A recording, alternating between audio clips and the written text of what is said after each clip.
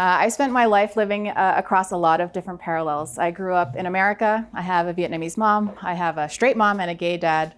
I studied engineering and then I studied theater, both on a full scholarship, bizarrely. And the living in parallels has taught me a lot about how to see the world, how to look at the world, and how to take some perspective from that. So today I want to share how my background in these parallels led to and informed my work as a performance artist and how they might resonate with your own journeys. So first, my mom's parallels. So growing up with only my mom from the time I was 8, I had to live at home with Vietnamese norms, and then outside of my house I lived with American norms. And that means things like I grew up learning to use chopsticks long before I knew how to use a fork and knife. I learned when I was 17. And when I'm eating rice, the rice bowl stays in my left hand. And the best part of the chicken is actually the cartilage. But I would never eat cartilage in front of American people because it would be like really alarming and sometimes disturbing to them. So, I'm also pretty white passing. So most people didn't know that I was Vietnamese, and I wouldn't advertise it because I grew up in the 80s and 90s, and the Vietnam War had just happened, and a lot of people's parents had fought. So it was a very touchy subject. So I sort of wouldn't advertise it, we'll say. Then growing up with gay dads, they really did this portrait. I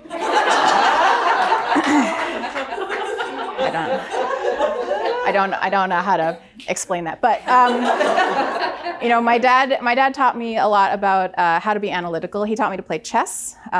He really loved to solve problems and crosswords, and he was a huge fan of the arts, and he took me to see my first Broadway musical, which was Into the Woods, starring Bernadette Peters, which is a gift in itself that I saw that as a child, and that was my introduction to theater. He's always been really close with his friends, and he taught me a lot about queer community and found family. And I grew up in the 80s. I was born in the 70s, and the 80s was like peak AIDS crisis in America. So I couldn't ever speak about having gay dads because gay men were destroying society, according to everyone around them. But so this was something I definitely had to keep under wraps. But with these two dynamics, right? That's them again. They're so cute. With these two factors, right? Being white passing and nobody really knowing I'm Vietnamese, and I definitely don't look like someone who has gay dads. I don't even know what that would look like. A lot of times what would happen is people would say racist or homophobic things, not realizing they're talking directly about me or talking about my family. And I started to feel a bit like a spy. Where I would hear these things and just kind of file them away because I couldn't really talk about who I was. And at some point, I would just show people the version of me that was most convenient for them. And for a long time, I lived this way until at one point, like as an adult, I was like, wait, which version is me? Like, which one am I? Am I all of them? Am I, some mashup of them? Am I one specifically? And it took a long time to really learn how to speak out and say, and like interrupt the moment and tell people that they were accidentally being racist, or, I would, invite them to understand that I am Vietnamese and maybe they were speaking about my family or that my dads are gay, which is always mind-blowing to people. Because it wasn't cool then. Like, it's cool now. It's really cool now, but it was not cool when I was a kid. So, it's been complicated. But I have learned that speaking your truth is going to do one of two things. It's going to tell you that that person in front of you is actually not a friend, because they're going to really reveal themselves. Or it's going to make your relationship stronger because that person is having like a learning moment. And they're trusting you, and they're going with you on the journey of seeing like how they've had a failing in that moment.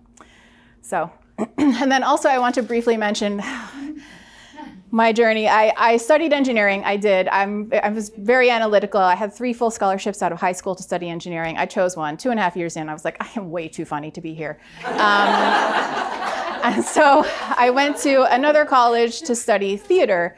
And I studied a bunch of different things, but then found theater, or maybe theater found me. But after 2 years of doing theater, I also had a full scholarship to finish my bachelor's degree and study theater. So I'm pretty good at both things, being analytic and being creative, and that has also informed a lot of my work and my journey. So I have lived between all of these worlds, and it's taught me three things. One, observe everything deeply. People will reveal themselves to you if you just listen, if you take the time to look around and see what's happening. And you can learn so much, and you can file it away for later. The second thing I learned is to question stereotypes. I question all stereotypes immediately. For example, I am an Asian woman and an excellent driver. Right? Okay. And then the third thing it really taught me was to interrogate my beliefs. I was surrounded by a lot of people in New Jersey. So where I grew up in New Jersey, we were one town away from the Ku Klux Klan's resort, their summer resort. And they had their last public recruiting drive in my lifetime. It was in the 80s. So while it was all kind of going into hiding, racism was very present, but it was more subtle and always present, like always around. I see it a lot. And when questioning your beliefs, what I have learned is that sometimes people will just parrot what they hear. They hear their parents say something and then they also say it. And so for me, it's like, do I believe this thing I am saying? Or is it founded in someone else's truth, right? So question everything. Okay. So I am an interdisciplinary performance artist. What is that? It is the most pretentious way to say that I create a lot of different art forms. I blend them together to create some sort of unreproducible experience for an audience. And sometimes they're in a theater and they know it's happening, and other times they do not know it's happening. Or maybe they're invited to participate or not. Okay? I think performance art is really complicated because you have to experience it. So explaining performance art to you and like explaining what an experience would be is going to be like a little bit pedantic and maybe like a bit, I don't know, cerebral. It's like too much. It's too much. So I'm only going to do a little bit. And then, but I'll explain kind of how I found performance art. And performance art and interdisciplinary performance art specifically found me, and it was a 9/11 experience that I had. So I'd lived in this world, I'd seen all of these different sides of things, I'd seen people who were quietly racist in my life, and 9/11 happened about an hour from where I lived. I know people who were in the Bucket Brigade. It like directly impacted my family and my friends' families. And about 6 months after, America was still really proud of itself for how good it was doing with racism now. And I remember thinking like, this is a lie. Like all of this that I'm seeing is like a lie. Like I don't connect with any of this. And I saw this piece of theater that was 2 minutes long and involved a low budget of like $3, where two people were competitively raising their American flags with each other to demonstrate their patriotism, to demonstrate how kind they were.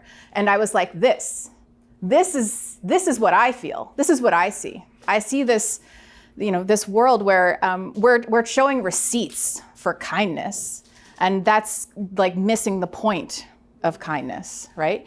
And it was the first time I had seen myself in theater, like seen myself in a performance, my view of the world, my like duality.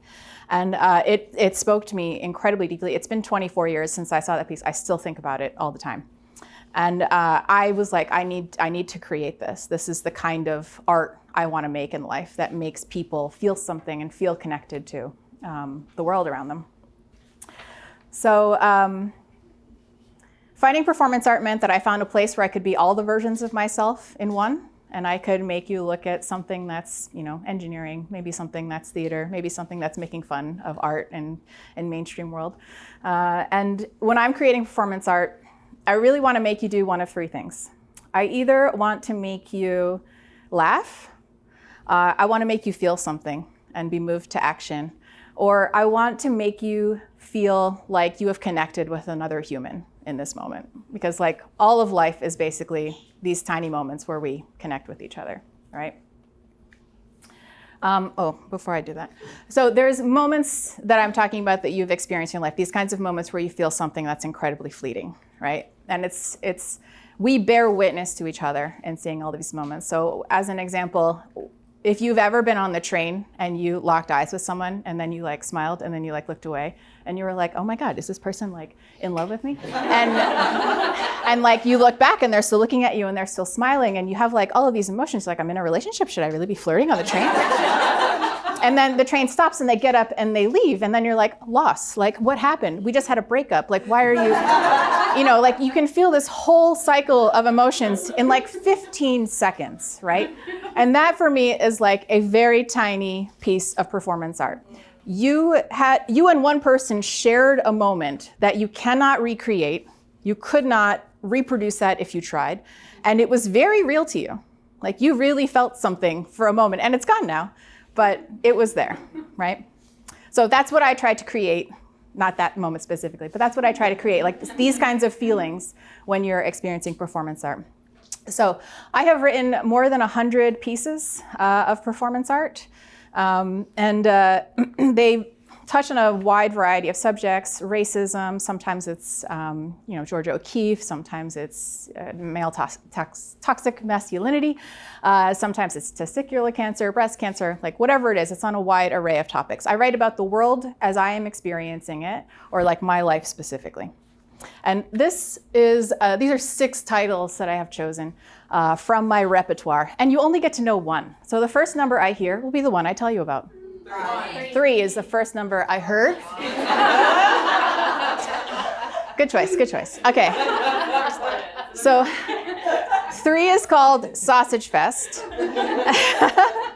And this play features usually 3 female performers, and they are on stage performing a movement piece. So there's no dialogue in this play, but they're on stage set to the song Shania Twain's Man, I Feel Like a Woman. And this is a piece of task-based theater. So they have an assignment. They have to put on a pair of Spanx in front of everyone. And they have 1 minute and 30 seconds to do it. It is hilarious. And it is also one of the most relatable experiences if you've ever tried to cram your body into this like nylon sausage casing as a woman. And it's a really fun piece. It's very hard to unsee. And it's very much like a visceral thing that women get to experience. And a friend of mine, she chose it to go into our show. And she said to me, she's with her husband, but they had been together for 5 years and he had never seen her put on a pair of hosiery until this play, because she would hide it. She would hide it from him because it's so embarrassing. But like, we do it all the time and it's awful. Anyway, that was that piece. And you don't get to know about the others, haha.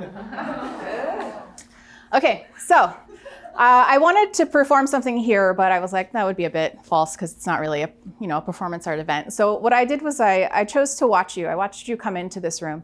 And in watching you come in, I watched you choose chairs. I watched some of you see the sofa and be like, that's ours, and put your stuff all across it. I saw some of you calculating like where the bathroom was and where the exits were, and maybe badly where the exit was, and choosing the farthest chair from it, but still having like the fire exits to get out. And I wanted to reward the people who, some people came early and chose these front row seats. Some people chose them because they didn't realize Sophie meant it when she said, come and sit down. So they had to sit in the front row because they were the last seats available. But I'm going to reward all of that because the front row only, if you reach under your chair, you will find that I have left you chocolate. It's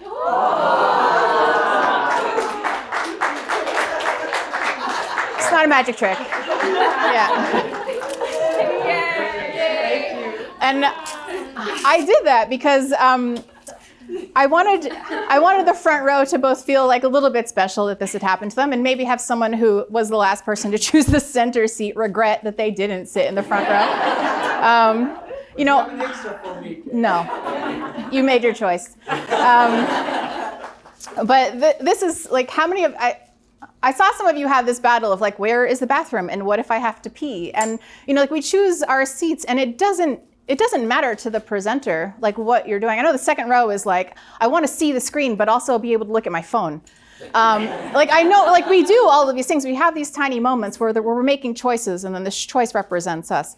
And I wanted to reward the people who were both late and early in the front row. So, also I wanted to say, if you come and see me perform at Art Basel, the front row will not have the same experience. So this is in. unreproducible event. This will never happen again. And if you do see me speak, I will not be doing the same thing. It will be different next time. They're going to get my tax bill or something. I don't know. Okay.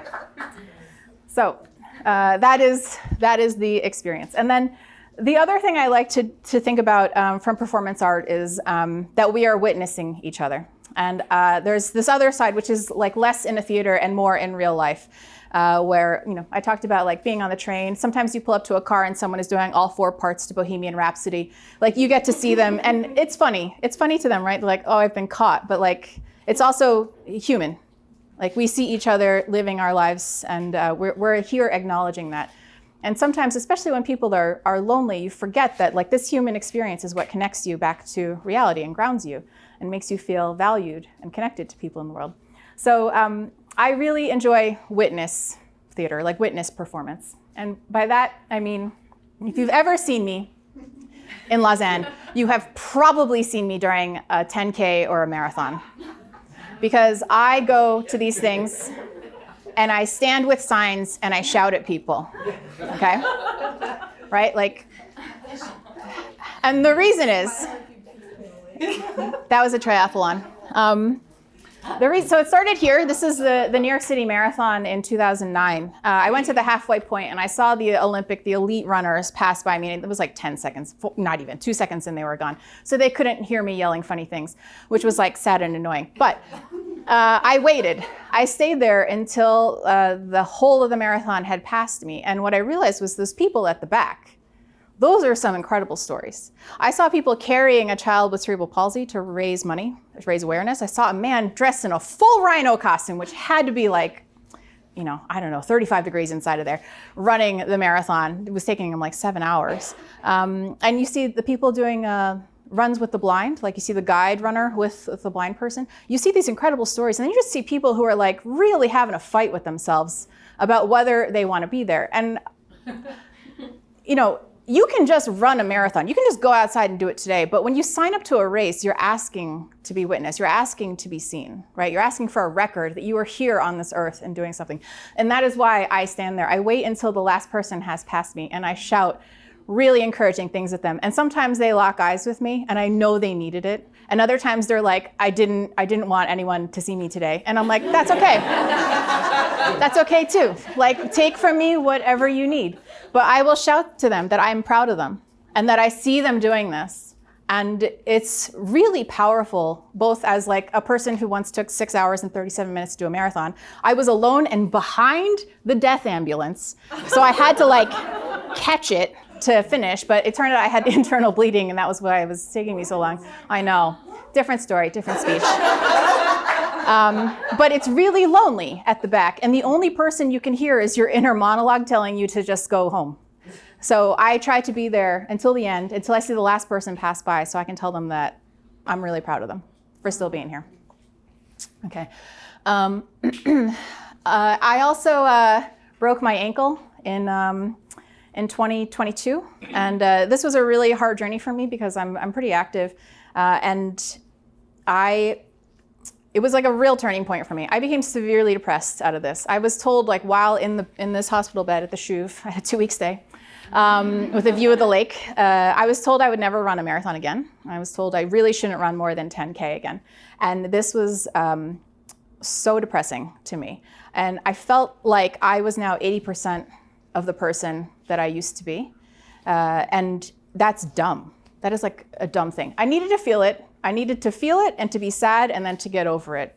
And learning to walk was really hard. They told me I'd be able to walk in at 8 weeks, at 12 weeks, and all of it was wrong. I was much slower than they had anticipated. So it was like really hard.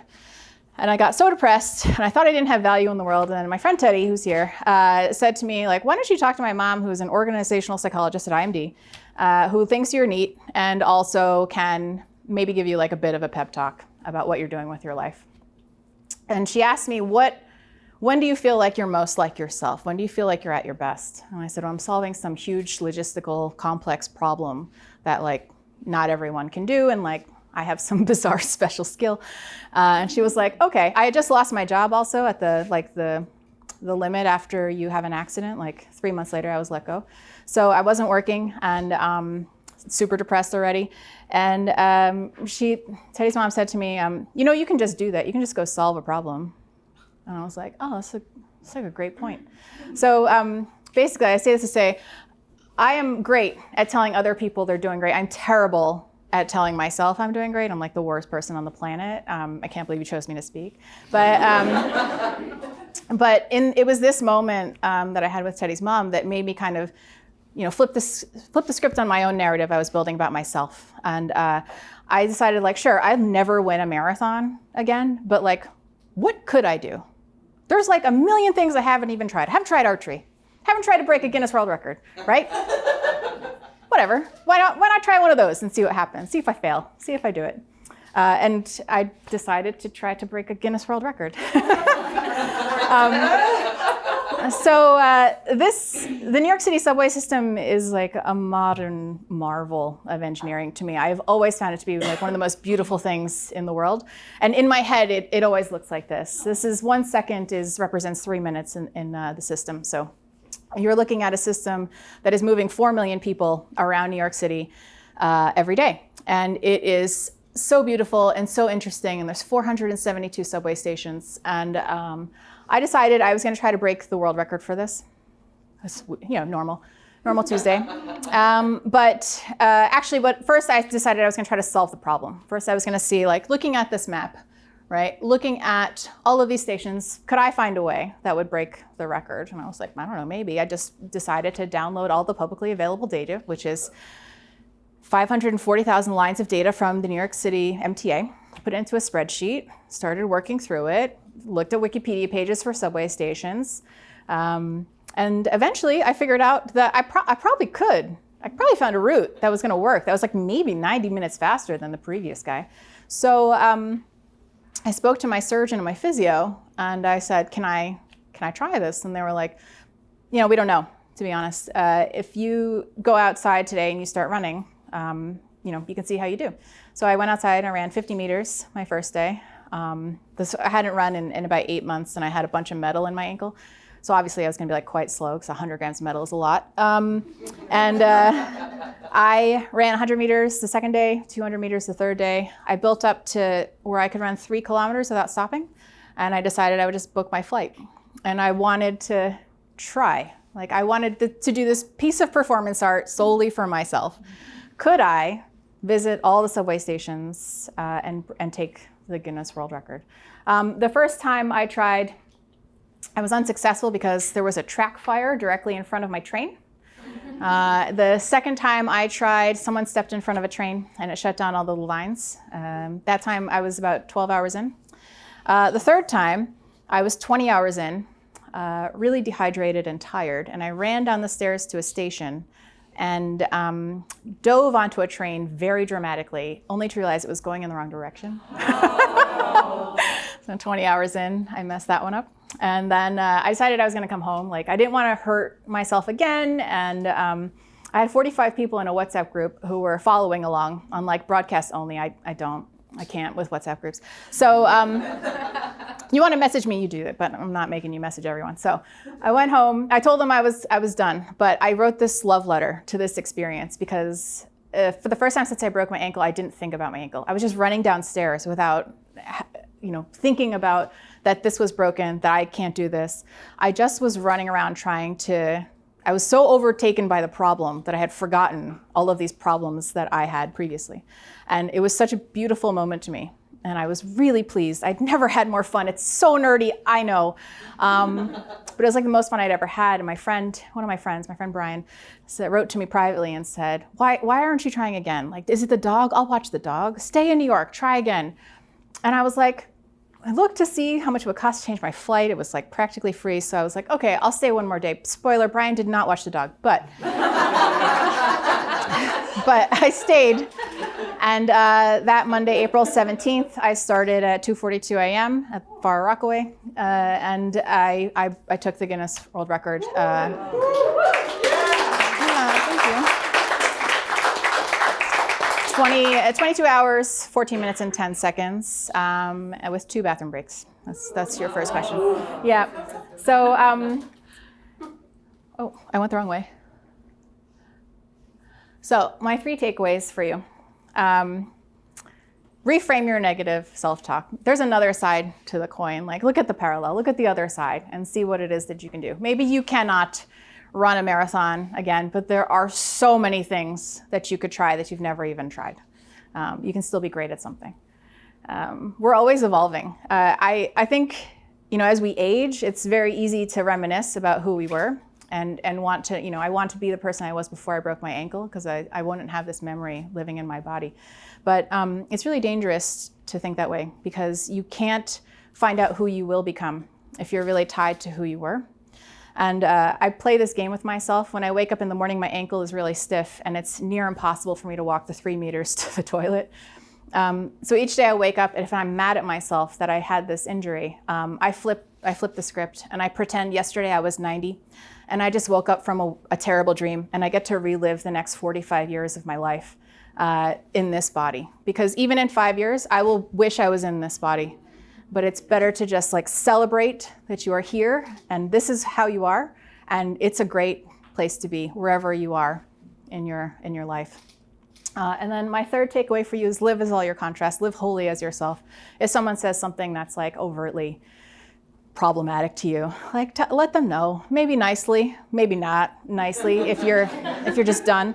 But it's better to find out who your friends are and to live wholly as yourself than it is to file it away for later, because why you got to hold on to that, And I also think I want to leave you with one closing thought. Oh, actually, if you want to see performance art, I'm going to be performing as part of Basel Art Summer Camp at the Hive. I'll be performing on Juneteenth, as it's known in America. Right, and you can come and see a performance there. So you can experience Sausage Fest, and you can experience all of the other plays that were listed. You can find out finally what they were, and you can follow Monica. She does some great stuff. She's really cool things. So, and then my closing thought for you is what are there any walls in your life that you put up about yourself? Some definitive truth that you've chosen to believe, and if so, is there a way to flip it and say how am I something else in a lot of other ways? So, thank you.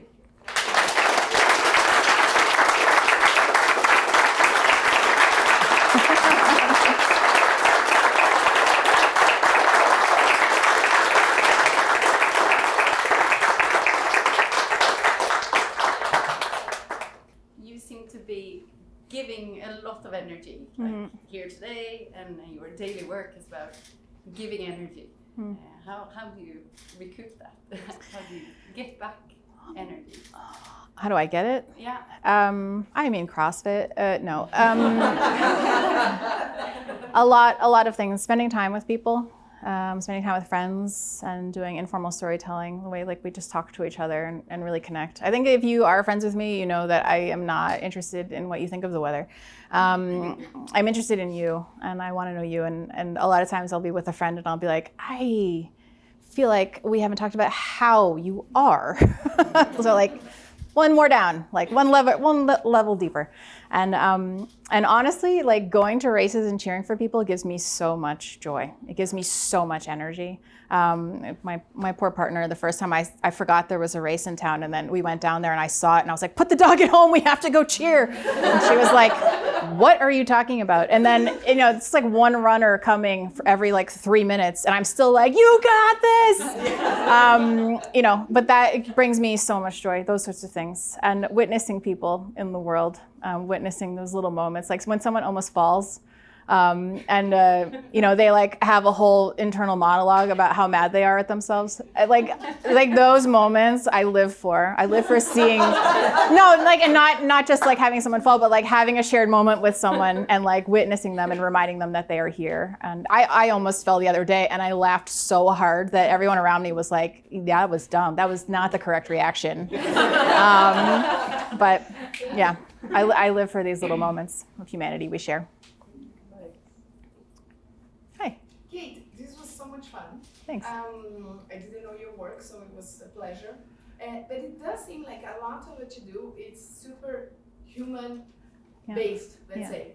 And I'm super curious if you have any opinions on AI. And I'm going to say why I'm asking this question. First of all, because I think there's the dual kind of opinion, right? Is is this going to help anything, or is it creative arts like the future? Because that's the one thing AI will be able to do.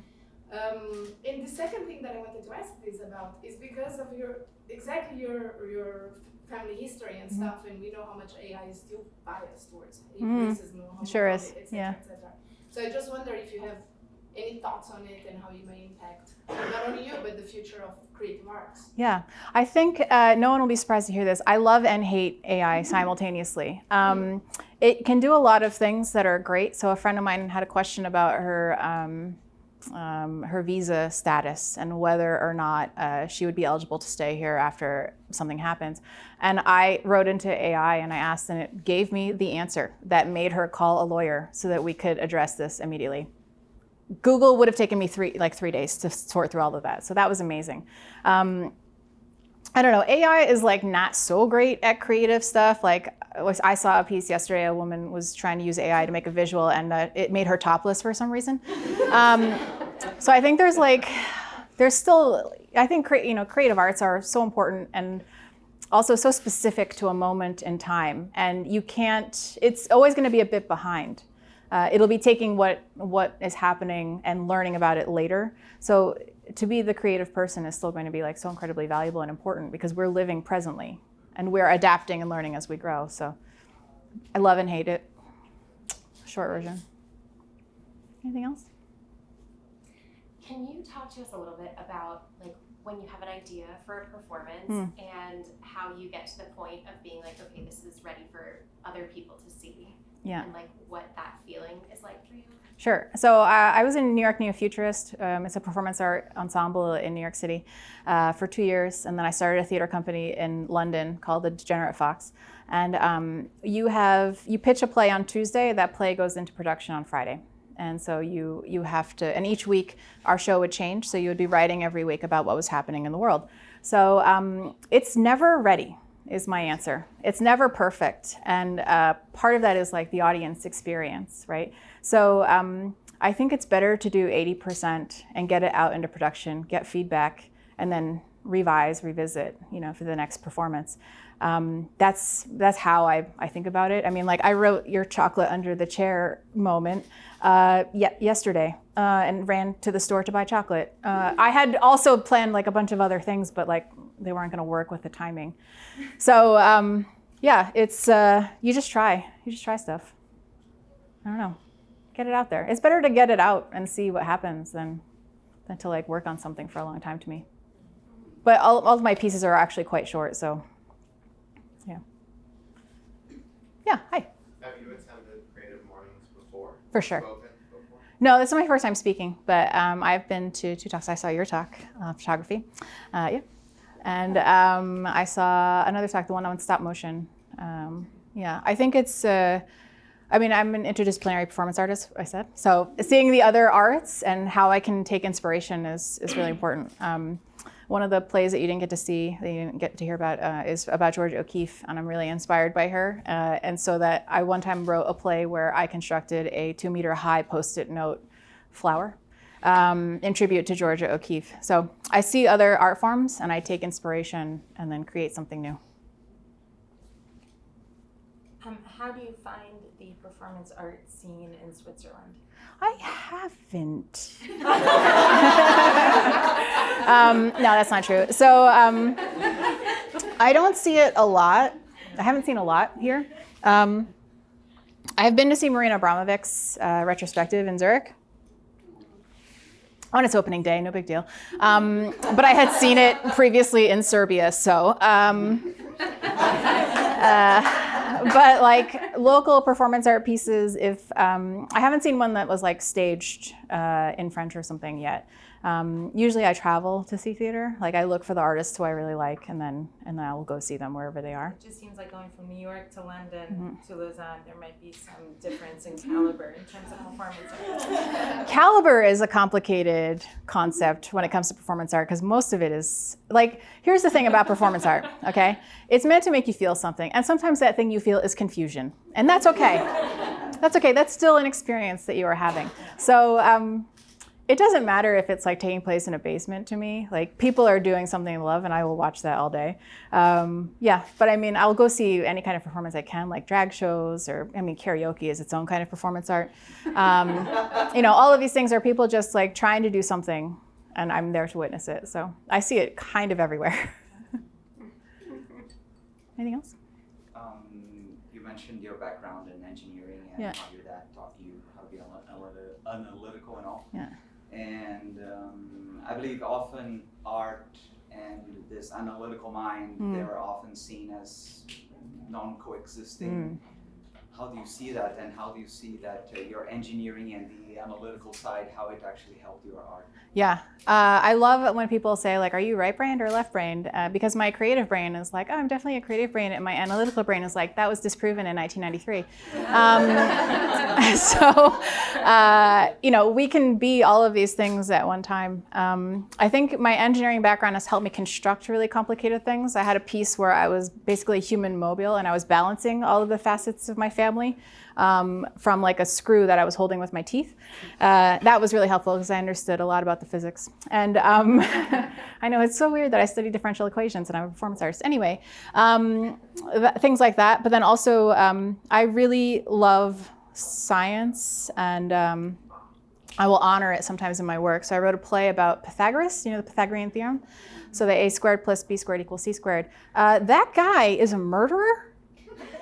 Right? Yeah. Okay. So you didn't know this, right? So, but this is like one of those things. Like I love geometry, and I loved this guy, and I looked into him. He founded vegetarianism, and also when a squared plus b squared equals c squared came out, it was like the hottest thing that happening in the world at that time because they didn't have, I don't know, social media. But one of his followers said to him, like, what if a and b are equal, right? And it results in the hypotenuse having a radical 2, having a number that is technically an imaginary number. Having an irrational number. And Pythagoras was like, no, that's not a thing. And when he murdered that guy. Because I promise you, he murdered that guy. So I wrote a whole play about this. And that's how I honor it. But I think a lot of times, my friend Dylan once described me as like an artist who shows up to meetings on time. And I think it's like, you know, the creativity and the analytics balance each other out. And it a lot of times means that I can maybe think through the problem or think through what the audience experience is going to be a little bit further than some of my counterparts. All right. Teddy? I was wondering, because you're inspired, but you had that connection with Georgia O'Keeffe. Yeah. Are there any other fine artists of that kind of category Yeah. that inspired you? Magritte is probably my favorite like all-time artist, and in Magritte there's always like 2 stories happening at the same time in a piece, and I think it's like this same thing of like you can see the 2 things, it's more overt. But I've written a bunch of pieces as a tribute to Magritte. I've also written tribute pieces to like the Mario Brothers, so I'm not like highbrow, okay? A bunch of things have influenced me, but Marina Abramovic is probably my favorite performance artist, and then Magritte is probably my favorite fine artist. Okay. Thank you so much. Thank you. Thanks for having me.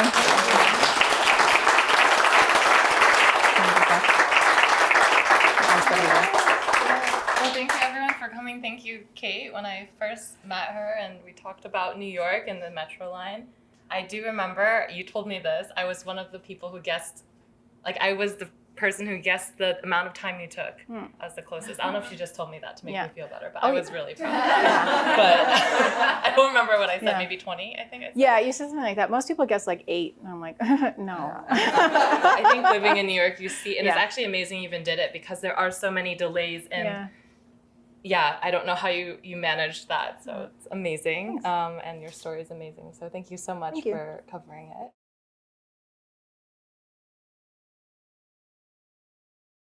Our global sponsor is Adobe, so thank you to Adobe. They really love to create creative community as well, so it's a very natural partner for Creative Mornings to have.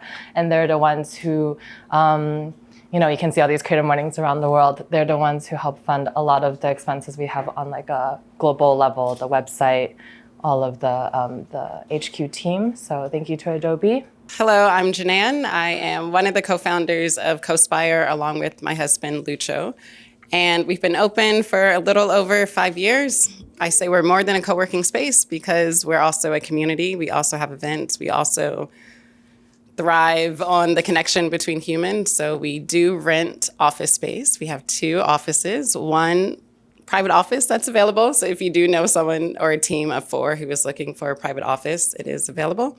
But we do have half-day passes, full-day passes, and memberships. For everyone who's here, we're offering 1 day of co-working. Yes, starting today. Starting today, it's valid for 1 month. So if you don't have your laptop today, that's fine. You can come back another time, and I'll just give you the card on your way out. Perfect.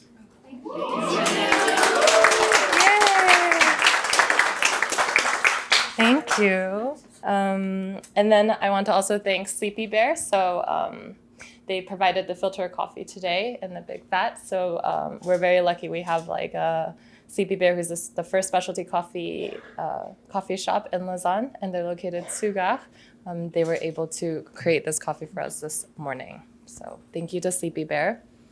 And then thank you to Trico. They are always super generous and give us an amazing, amazing spread. I think I even saw there was like a savory spread potentially. I didn't take a close look, so maybe one of the girls can say. They also had like an apéro spread today, or? Oh, the box was cookies. Okay, but they do an apéro box. That's why I saw. But they have an amazing selection of innovative pastries, and yeah, they're absolutely delicious. So I'm glad you can all try them and check it out. So thank you to Trico for always giving us an amazing breakfast to start the day. I have 30 seconds? Yeah. Okay. So I'm not only the only volunteer here today, I'm the oldest volunteer of Creative Mornings. Are you I've been sure? since the... For paint. I'm old, but come on. I don't know. Maybe I'm the oldest twice. Yes. I've been the longest with Creative true. Mornings She with has. Marta and Sophie. And it was Sophie's birthday!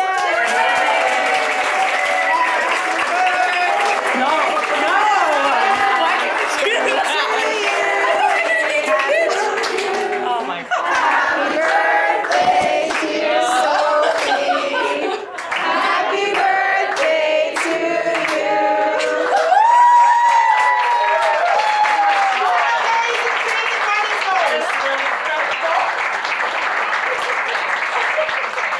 Thank you, everyone. Despite me being host, I don't love like being in front of being the center of attention. So I have nothing else to pitch. I don't know. I was like, oh, I don't know. I didn't know Mark had a performance art pitch. Maybe you have something. I don't know.